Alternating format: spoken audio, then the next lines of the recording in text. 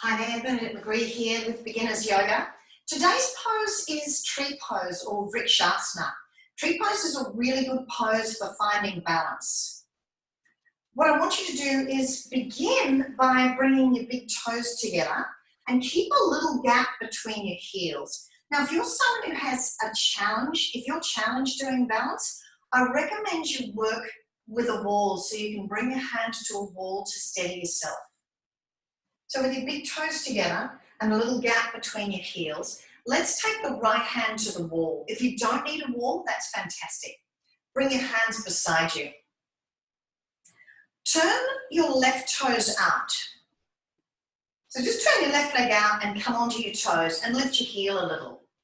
Now, here's the thing when you turn your left heel out. When you turn your left foot out, what often happens is people will turn the left foot out and they'll turn the left leg, the left hip away, so that instead of the hips being parallel to the front, which is what you want, the left hip is externally rotated. It's turning out the other way. So let's go back to the beginning and bring your big toes together and a little gap between your heels, because now that you know what you don't want to do, it's easier to know what to do. Bring the hands to the top of the hips and press the right foot into the floor. Now, of course, you can have your right hand on the wall. Turn the left toes out and watch that left hip doesn't turn to the left. If the left hip turns to the left, you'll find both hips will turn to the left. You want to avoid that. So practice just turning the left foot to the left and bringing it back, and then turning it to the left and bringing it back. So you're bending your knee as you turn it. Turn to the left, your heel is lifted, and bring it back. And then just turn it to the left. So we're not going for the maximum turn here. We're just going for a bit of a turn. Now, this is a great variation. You can stay here. Press the right foot into the floor. Lift up through the spine. Lift the crown of the head up. Lift the chin up. Tuck the chin in a little bit. And bring the hands to prayer position, Anjali Mudra. Take a couple of nice deep breaths in and out. Keep pressing that right foot into the floor, so you're lifting out of the hips. Inhale, exhale. Inhale, and as you exhale, release your hands and bring your big toes together. Let's go to the other side. So with the big toes together and a gap between the heels, bring the hands to the hips. You'll find that one hip has a tendency to turn out, has more turnout. And so what I encourage you to do, once you figure that out, try not to go to the extreme with that side that turns out a bit more. Try and just keep that reined in a little so that both legs are externally rotating and turning out roughly the same amount. So turn the right toes out, the right knee out, bending the right knee, lifting the right heel, and then bring the right foot back. Then turn it out and bring it back. This is a really good balance exercise to do. Press the left foot into the floor as you turn the right foot out, and then bring it back. And then turn it out, bring it back. Once more, turn it out. Make sure that the hips have not moved here. This is critical. Keep pressing the left foot into the floor and have a sense of lengthening through the spine, up through the crown of the head and reaching the crown of the head up. Then bring your hands to prayer position. You can even press your hands into each other a little bit. Keep pressing the left foot into the floor. It's amazing how just making little tweaks to your pose, you can really feel the difference. And then bring your awareness back to your breath. Breathe in. Breathe out. Breathe in. Breathe out. One more. Breathe in. And as you breathe out, release your hands and bring your feet back together. That's a variation if you need that variation. That's quite a fairly easy way to start on tree pose. If you want to go a little bit further, and I'm going to stay actually facing the camera here. If you want to go a little bit further, then the next step is to bring your foot to your calf. I suggest if your hand's on the wall that you work on the variation we've just done. If you're up for a little bit more and you're feeling pretty strong and you can balance, then let's up the ante a little bit. Now, if you're not upping the ante, what I want you to do is to go back to practicing just turning the leg out and balancing there. And your challenge is to get to a point where your hand is off the wall and you're steady as a rock. Okay, so big toes together, a little gap between the heels. Bring the hands to the hips and then turn the left foot out. Now lift the left foot and bring it to your calf. Again, you want your hands on your hips. You want to make sure that your hips haven't turned to the left.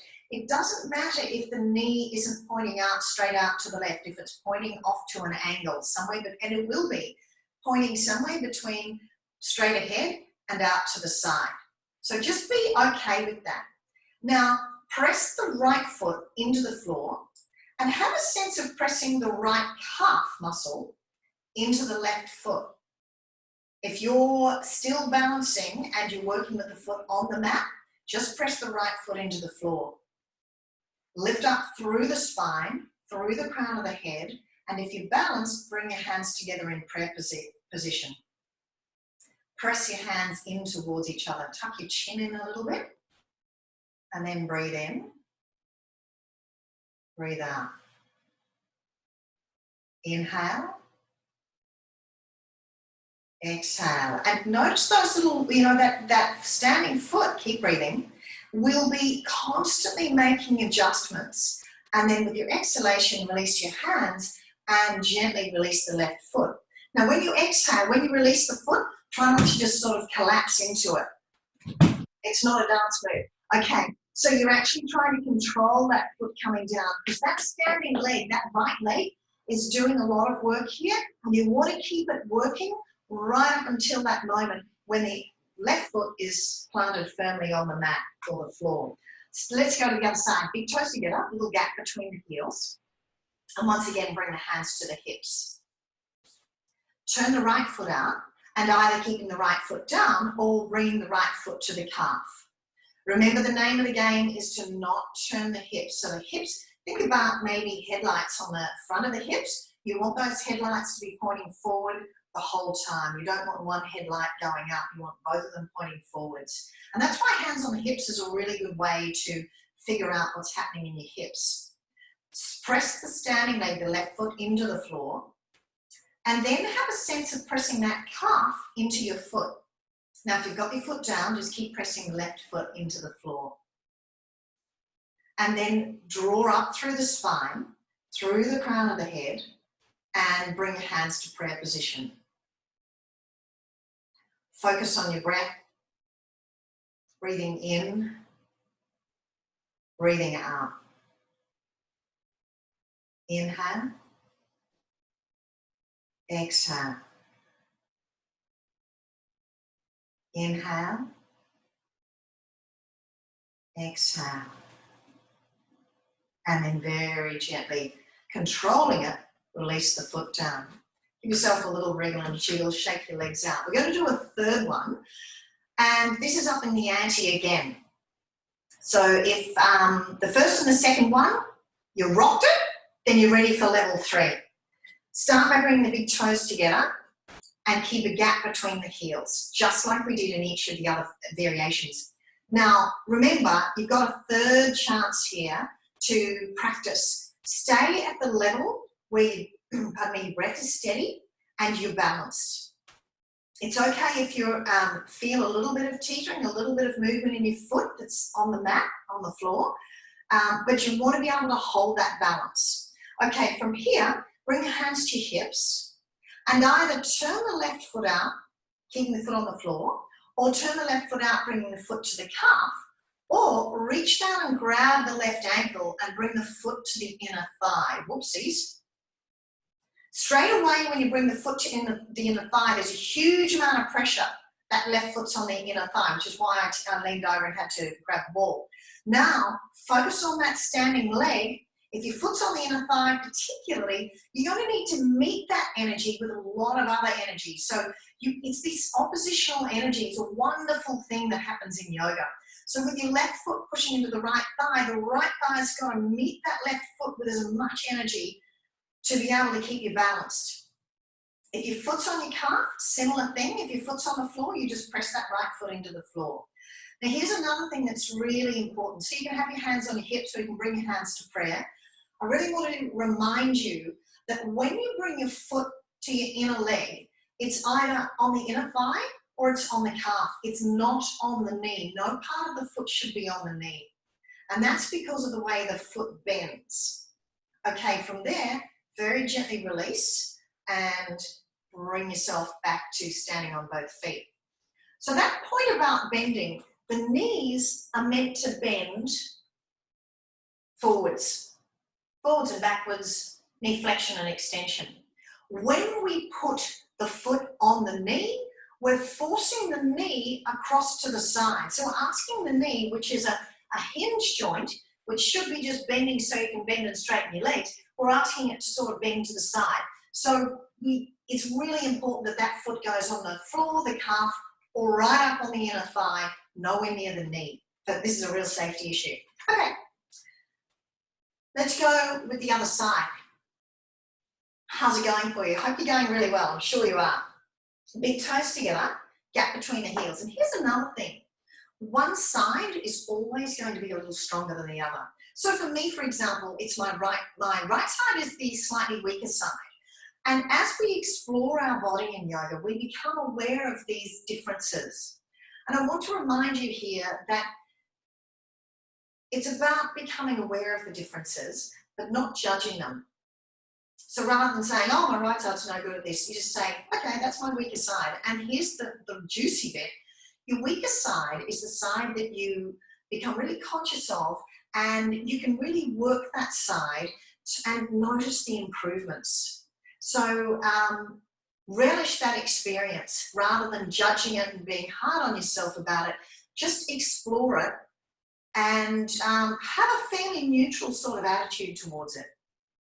All right, so the big toes are together, there's a gap between the heels. Make the legs strong. So you can start with 2 strong legs, pushing down into the floor and drawing the muscles up so that your muscles are strong on your legs.